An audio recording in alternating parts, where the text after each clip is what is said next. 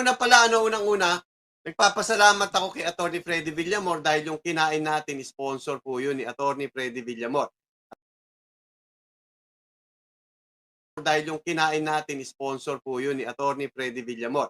Attorney Freddy, sponsor po yun ni Attorney Freddy Villamor. Sponsor.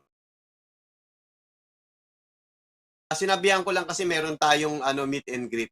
Sabi niyo, sige, daan ako. Ayun, dumaan. Tapos nagbigay ng ating pang-dinner. Tapos nagbigay ng ating pang-dinner. Tapos nagbigay. Hindi dito ambagan.